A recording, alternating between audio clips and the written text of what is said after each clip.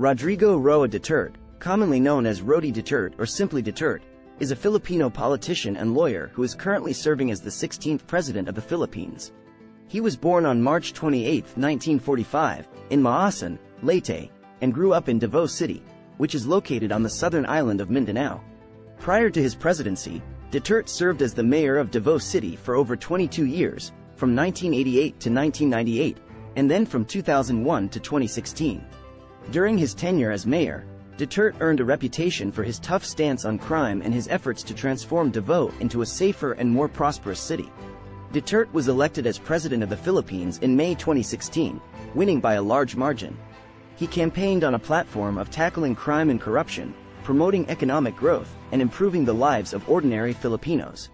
As president, Duterte has implemented a number of controversial policies, including his so-called war on drugs, which has been criticized by human rights groups for its alleged extrajudicial killings and other abuses. He has also been criticized for his treatment of journalists and his authoritarian tendencies, including his attempts to limit press freedom and his attacks on political opponents and critics. Despite the controversies, Duterte remains popular among many Filipinos, who credit him with making progress on issues such as poverty reduction and infrastructure development.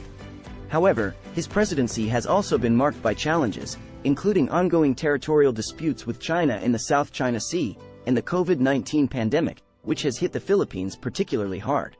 Overall, Duterte is a complex and controversial figure in Philippine politics, who has left a significant mark on the country's political and social landscape.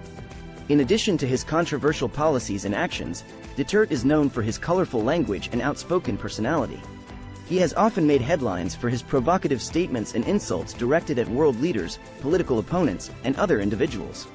Duterte's foreign policy has also been a topic of discussion, with some analysts noting his shift towards a more independent stance vis-a-vis traditional allies such as the United States.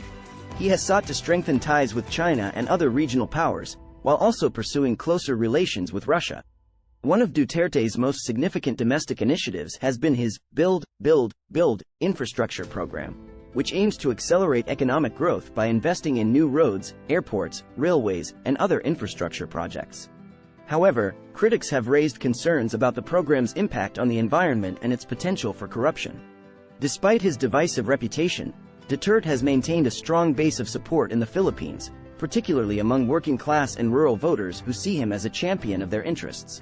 His populist rhetoric and willingness to challenge the country's elite and political establishment have made him a popular figure in many parts of the country. As Duterte approaches the end of his term in 2022, many are wondering what his legacy will be.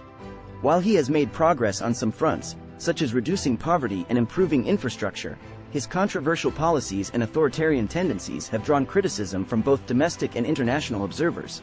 Ultimately, only time will tell how Duterte's tenure will be remembered in Philippine history.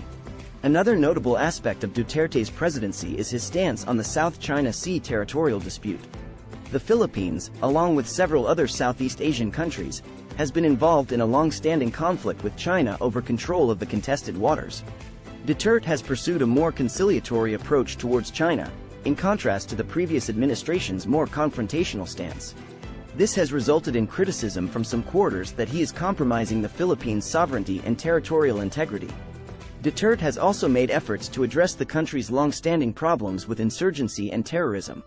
He has pursued peace talks with various rebel groups, including the Communist New People's Army, and has launched a campaign to combat Islamist extremist groups such as Abu Sayyaf and the Mount Group. While his approach has been praised for its effectiveness in reducing violence in certain areas, it has also been criticized for alleged human rights abuses and extrajudicial killings. Despite the controversies surrounding his presidency, Duterte remains a popular figure in the Philippines, particularly among his core base of supporters. His tough stance on crime and corruption, as well as his efforts to improve infrastructure and reduce poverty, have earned him the loyalty of many Filipinos who see him as a decisive leader who gets things done. As Duterte's term draws to a close, there are already several candidates vying to succeed him in the 2022 presidential elections. The outcome of the election will likely have significant implications for the future direction of the Philippines, both domestically and in terms of its relations with other countries in the region and beyond.